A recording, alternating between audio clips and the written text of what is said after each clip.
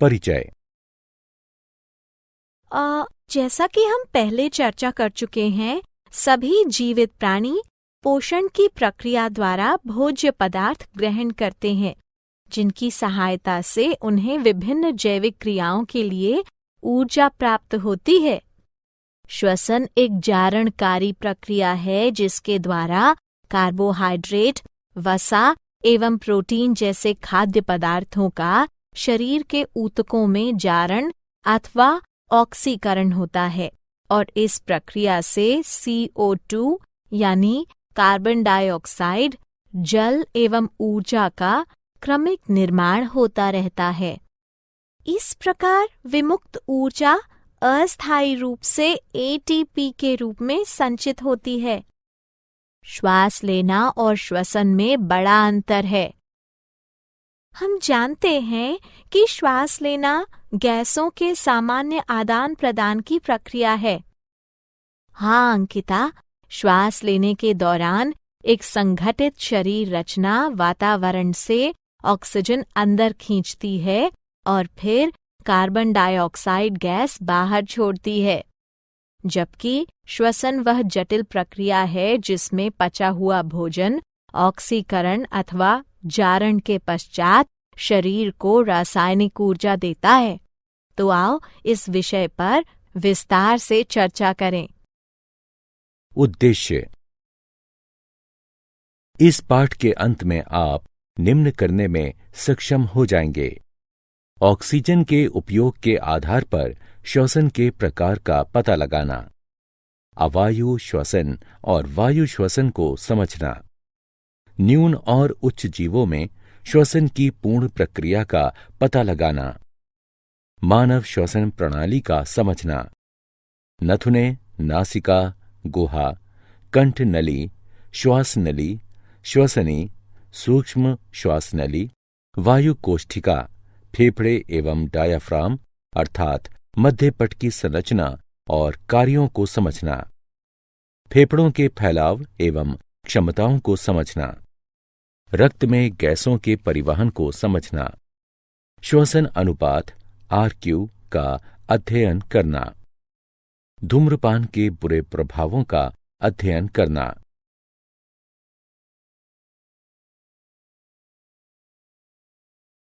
श्वसन के प्रकार। श्वसन दो प्रकार के होते हैं, अवायु श्वसन एवं वायु श्वसन। अवायु श्वसन वह श्वसन है जिसमें श्वसन के लिए ऑक्सीजन की आवश्यकता नहीं पड़ती, जबकि वायु श्वसन में श्वसन के लिए ऑक्सीजन की आवश्यकता पड़ती है। क्या आप जानते हैं कि उच्च जीवों में श्वसन की संपूर्ण प्रक्रिया अर्थात बाह्य श्वसन, आंतरिक श्वसन एवं कोशिकीय श्वसन क्षमता होती है। अवायु श्वसन। जब ऐसी श्वसन प्रक्रिया जिसमें बिना आणविक ऑक्सीजन के उपयोग के ही भोजन का ऑक्सीकरण हो जाता है, तो ऐसे श्वसन को अवायु श्वसन कहा जाता है। अवायु श्वसन के कुछ सामान्य उदाहरण हैं जीवाणु, खमीर, परजीवी कृमि जैसे त्रिमुख गोल कृमि, फीता कृमि, फैसियोला आदि। सूक्ष्म जीवों में अवायु श्वसन के स्थान पर सामान्यतः किण्वन शब्द का प्रयोग किया जाता है। सूक्ष्म जीवों अथवा उनके एंजाइमों की सहायता से कार्बोहाइड्रेट्स एवं अन्य कार्बनिक यौगिकों का अवायवीय टूटन द्वारा अल्कोहल, कार्बनिक अम्ल, गैस आदि में परिवर्तित होने की प्रक्रिया को किण्वन के रूप में परिभाषित किया जाता है।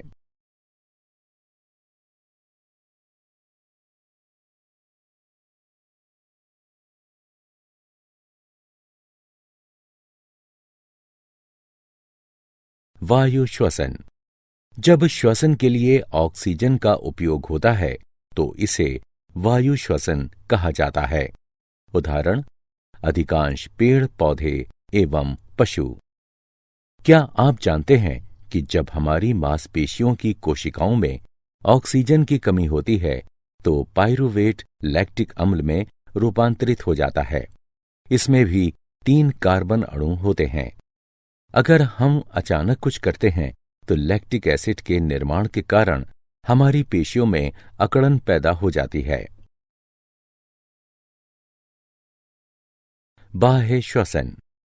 बाह्य श्वसन वह प्रक्रिया है जिसके द्वारा रक्त एवं वायु के मध्य गैसों का आदान प्रदान होता है। यह एक भौतिक प्रक्रिया है। इसमें केवल ऑक्सीजन ग्रहण एवं कार्बन डाइऑक्साइड का उत्सर्जन होता है।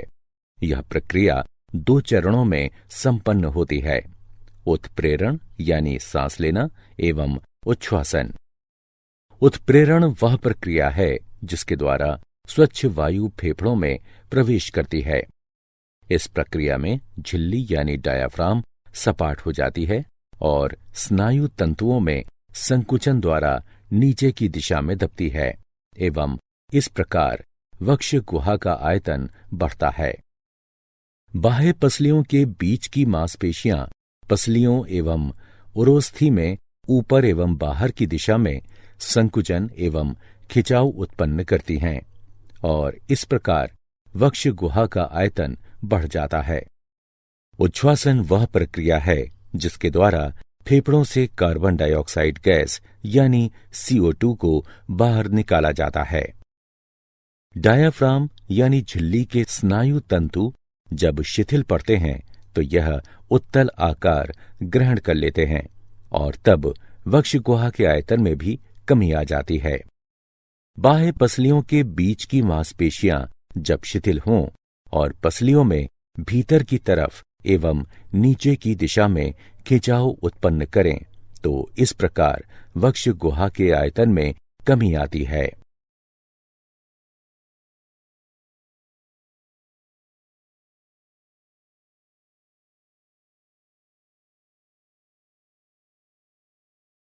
आंतरिक श्वसन। आंतरिक श्वसन वह प्रक्रिया है जिसके द्वारा रक्त एवं ऊतक द्रव और ऊतक द्रव एवं कोशिकाओं के बीच गैसों का आदान प्रदान होता है।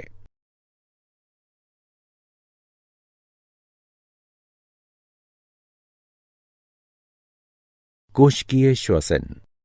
कोशिकीय श्वसन वह प्रक्रिया है जिसमें कोशिकाएं चयापचय के लिए ऑक्सीजन यानी O2 का उपयोग करती हैं एवं अवशेष के रूप में कार्बन डाइऑक्साइड यानी CO2 उत्सर्जित करती हैं।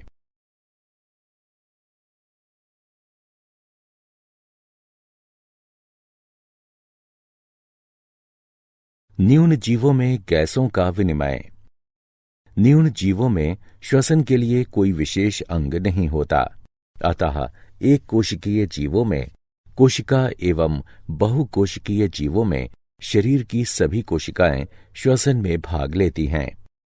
सभी कोशिकाएं सीधे तौर पर जल से संपर्कित रहती हैं, इसलिए आसपास के जल में घुले ऑक्सीजन का शरीर की कोशिकाओं के कार्बन डाइऑक्साइड से सीधा विनिमय होता है। इसे त्वचा श्वसन के नाम से जाना जाता है।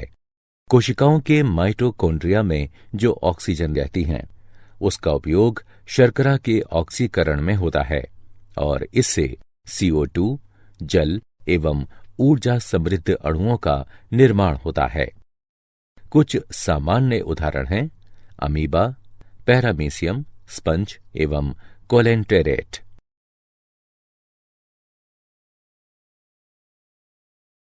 उन्नत जीवों में गैसों का विनिमय। उन्नत जीवों के शरीर की भित्ति मोटी होती है, परिणाम स्वरूप विसरण संभव नहीं होता एवं इनमें चयापचय की दर भी उच्च होती है, अतः इन्हें अधिक ऊर्जा की आवश्यकता पड़ती है। उन्नत जीवों में गैसों के विनिमय अर्थात आदान प्रदान के लिए विशेष श्वसन अंग होते हैं। शरीर की कोशिकाओं एवं श्वसन अंग के बीच ऑक्सीजन एवं कार्बन डाइऑक्साइड के परिवहन के लिए इनमें रक्त नाड़ी तंत्र भी होता है। उन्नत जीवों में गैसों का संवहन त्वचा, गलफड़ा, श्वास नली अथवा फेफड़ों से हो सकता है। उभयचर एवं एनेलिड त्वचा श्वसन करते हैं। वैसी त्वचा से गैसों का संवहन हो सकता है जो पतली, नमीयुक्त, संवहनी एवं पारगम्य होती हैं। इसे त्वचीय श्वसन भी कहा जाता है।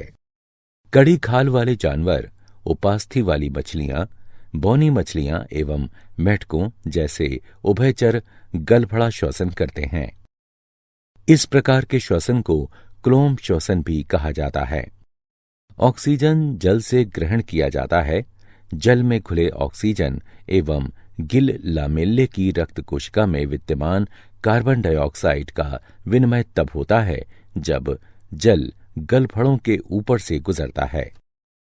कीड़ों मकोड़ों में श्वास नली द्वारा श्वसन क्रिया होती है। श्वसन अंग वस्तुतः उच्च स्तरीय वायु नलिकाओं का गुच्छ होता है, जिसे श्वसनी के नाम से जाना जाता है। यह श्वसनियां छोटी छोटी नली छिद्रों द्वारा वायु से जुड़ी रहती हैं, जिन्हें विवर कहा जाता है। फेफड़ों द्वारा श्वसन भूमि पर रहने वाले जानवरों एवं मनुष्यों में होता है। फेफड़े श्वसन अंग हैं। इसे फुफ्फुसीय श्वसन भी कहा जाता है। यह श्वसन प्रणाली के सहयोग से होता है।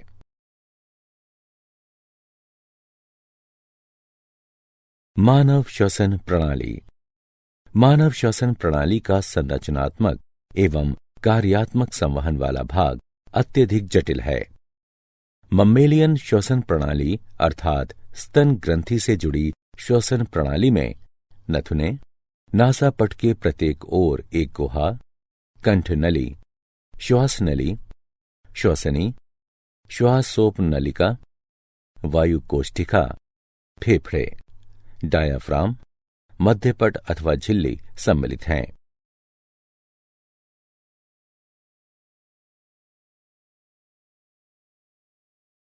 नथुने। नाक के दोनों छिद्रों को नथुना कहते हैं।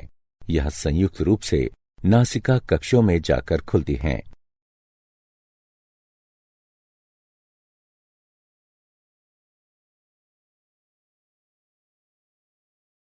नासिका रंध्र।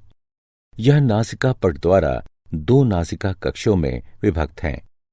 प्रत्येक नासिका कक्ष में 3 क्षेत्र होते हैं, अर्थात कर्णकोटर, श्वसन एवं घ्राण क्षेत्र।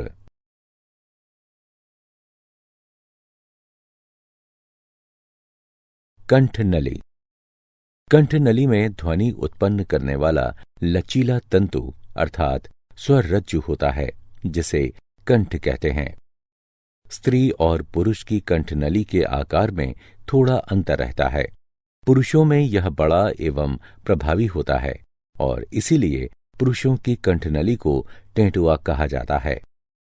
मनुष्य की कंठनली में कंठद्वार, उपास्थि, कष्ठिका अस्थि, थायराइड झिल्ली, स्वर रज्जु, स्वर यंत्र, स्नायुबंध और मांसपेशियां होती हैं। कंठद्वार ग्रसनी में जाकर खुलता है, जो कंठनली से जाकर मिलती है। उपास्थि के 9 टुकड़े होते हैं, 3 एकल एवं 3 युगल। उपकंठ एक पत्ती जैसी संरचना है, जो निगलते वक्त भोजन को श्वसन तंत्र में प्रवेश से रोकता है। श्वास नली। श्वास नली अथवा श्वासनाल कंठनली के साथ श्रेणीबद्ध होती है। श्वास नली एक अर्धचंद्राकार पारदर्शी वलय से जुड़ी रहती है। श्वास नली की श्लेष्मल झिल्ली के साथ एक क्रमबद्ध छदम स्त्रीकृत रोमक उपकला रहती है, जिसमें बलगम युक्त स्रावित चषक कोशिकाएं होती हैं और यह श्लेष्मय झिल्ली को बाहर धकेलने में मदद करती है।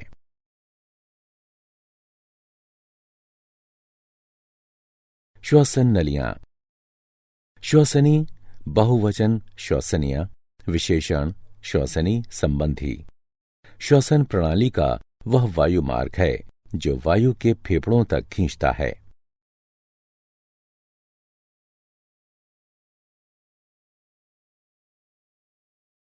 श्वासोप नलिका। श्वसनी गुच्छ में छोटी नलिकाएं होती हैं, जिन्हें श्वासोप नालिका कहते हैं। फेफड़े के इस भाग में गैसों का विनिमय नहीं होता है।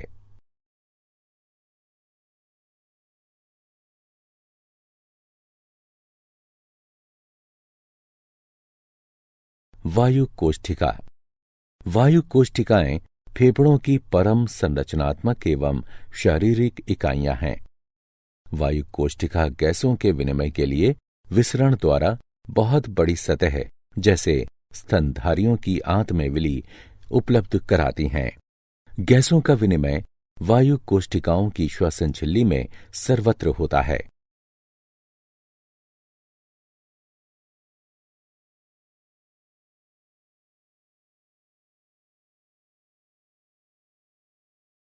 फेफड़े। प्रत्येक फेफड़ा दोहरी झिल्ली से ढका होता है जिसे फुफ्फुस आवरण कहते हैं। फेफड़े को ढकने वाली बाहरी झिल्ली को पार्श्व फुफ्फुस आवरण कहते हैं। फेफड़े को ढकने वाली भीतरी झिल्ली को आंत्र फुफ्फुस आवरण कहते हैं। मनुष्य के दाहिने फेफड़े में 3 परलिकाएं होती हैं एवं बाएं फेफड़े में 2। डायाफ्राम अर्थात मध्यपट। डायाफ्राम अर्थात मध्यपट गुंबदाकार मांसपेशीय संरचना है जो वक्ष एवं उदर गुहाओं को एक दूसरे से अलग करते हैं। डायाफ्राम स्तनधारियों की विशेषता है। डायाफ्राम की आपूर्ति मध्यच्छद नसों द्वारा की जाती है। डायाफ्राम में छेद होने की स्थिति में सांस रुक सकती है और यह प्राणघातक हो सकता है। श्वसन एवं फेफड़े का आयतन एवं क्षमताएं। 4 प्रकार के श्वसन आयतन होते हैं। ज्वारीय आयतन अर्थात टाइटल वॉल्यूम यानी टीवी, श्वास ग्रहणात्मक निग्रह आयतन अर्थात इंस्पिरेटरी रिजर्व वॉल्यूम यानी आईआरवी, श्वास निस्सरण निग्रह आयतन अर्थात एक्सपायरेटरी रिजर्व वॉल्यूम यानी ईआरवी, एवं अवशिष्ट आयतन अर्थात रेसिड्यूल वॉल्यूम यानी आरवी। इसी प्रकार 4 श्वसन क्षमताएं भी होती हैं।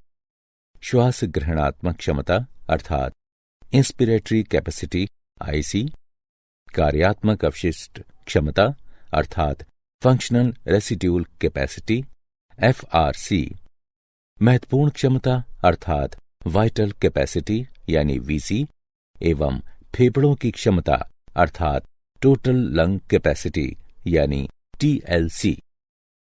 श्वास गति को अंकित करने वाले यंत्र को स्पाइरोग्राम कहा जाता है।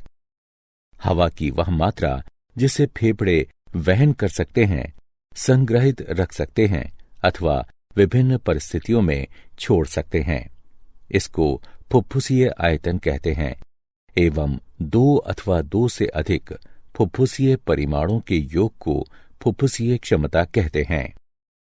फुफ्फुसीय आयतन को मापने के लिए जिस उपकरण का हम उपयोग करते हैं उसे सामान्यतः स्पाइरोमीटर अथवा रेस्पाइरोमीटर कहा जाता है।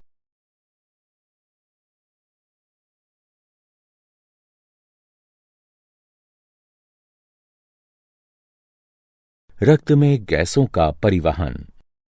ऑक्सीजन का परिवहन रक्ताणु में उपस्थित श्वसन वर्णक यानी हीमोग्लोबिन आरबीसीज की सहायता से रक्त द्वारा 98.5% ऑक्सीजन O2 का परिवहन होता है। हीमोग्लोबिन के एक अणु में ऑक्सीजन के अधिकतम 4 अणु होते हैं। 1 ग्राम हीमोग्लोबिन में लगभग 1.34 ml ऑक्सीजन यानी O2 होता है। इस प्रकार 100 ml शुद्ध रक्त में 20 ml ऑक्सीजन होता है। कार्बन डाइऑक्साइड का परिवहन। रक्त द्वारा कार्बन डाइऑक्साइड का परिवहन ऑक्सीजन की तुलना में बहुत आसान होता है, क्योंकि कार्बन डाइऑक्साइड की जल में घुलनशीलता का स्तर उच्च है। परिवहन के दौरान कार्बन डाइऑक्साइड का 7% प्लाज्मा में विघटित हो जाता है, जबकि 23% कार्बामिनो हीमोग्लोबिन के रूप में एवं 70% बाइकार्बोनेट के रूप में। अधिकांश कार्बन डाइऑक्साइड का प्लाज्मा में परिवहन सोडियम बाइकार्बोनेट के रूप में रक्त द्वारा होता है।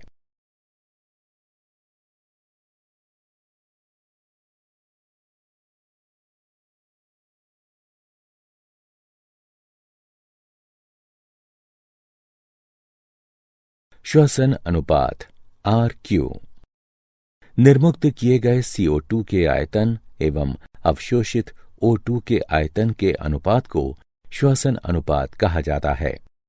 श्वसन अनुपात अर्थात RQ का आधा स्तर अर्थात सबस्ट्रेट के परिमाण पर निर्भर करता है।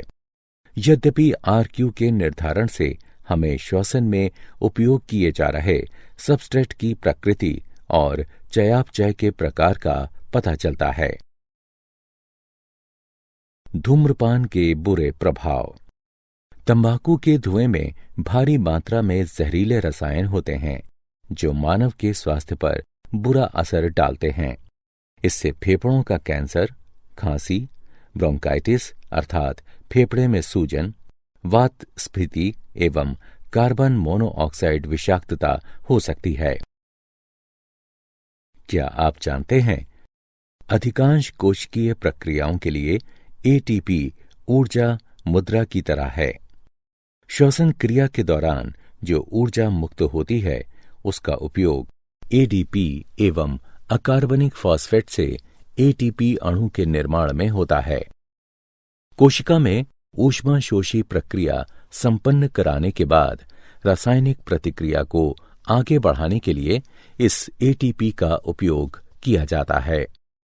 जब जल के उपयोग से ATP में टर्मिनल फॉस्फेट लिंकेज विघटित होता है तो इस प्रक्रिया के दौरान जो ऊर्जा उत्पन्न होती है वो 30.5 kJ मोल के बराबर होती है। मांसपेशियों के संकुचन, प्रोटीन संश्लेषण, तंत्र का आवेगों के चालन एवं अन्य अनेक गतिविधियों के लिए कोशिकाओं में ATP का उपयोग होता है। यदि वायु कोशीय सतह में फैलाव आता है तो यह लगभग 80 m वर्ग आयतन आच्छादित करेगा। यदि हमारे शरीर में ऑक्सीजन के स्थानांतरण के लिए विसरण किया जाता है तो ऑक्सीजन के एक अणु को फेफड़े से पैर की उंगलियों तक संचरण करने में अनुमानतः 3 वर्ष का समय लगेगा। सारांश। आइए हमने जो कुछ सीखा है उसे संक्षेप में दोहराएं। श्वसन की 2 प्रक्रियाएं होती हैं, सांस लेना और सांस छोड़ना। पसली की मांसपेशियां एवं डायाफ्राम सांस लेने में सहयोगी की भूमिका निभाते हैं। ऑक्सीजन की सहायता से वायु श्वसन होता है और इसी के कारण हेक्सोज पूर्णतः विघटित होकर कार्बन डाइऑक्साइड एवं जल में परिणत हो जाता है। अवायु श्वसन ऑक्सीजन की अनुपस्थिति में होता है और इसमें आधा स्तर अर्थात सबस्ट्रेट का अपूर्ण विघटन होता है। न्यून जीवों में त्वचा श्वसन जबकि उच्च जीवों में श्वसन के लिए विशेष श्वसन अंग होते हैं, जैसे एनालिड में त्वचा, कीटों में श्वास नलिये, उभयचरों में फेफड़े एवं त्वचा, कड़े खोल वाले जानवरों अर्थात क्रस्टेशियनों एवं मछलियों में गलफड़ा और स्तनपायियों, पक्षियों एवं सरीसृपों में फेफड़े। मानव की श्वसन प्रणाली का गठन नासिका छिद्रों, नासिका कक्ष, कंठद्वार, श्वास नली, श्वसनी एवं फेफड़ों के अंदर ब्रोंकियल इंटरकॉम के मिलने से होता है। तंबाकू के धुएं में भारी मात्रा में जहरीले रसायन होते हैं जो मानव के स्वास्थ्य पर बुरा असर डालते हैं। इससे फेफड़ों का कैंसर, खांसी, ब्रोंकाइटिस अर्थात फेफड़े में सूजन, वात स्फीति एवं कार्बन मोनोऑक्साइड विषाक्तता हो सकती है।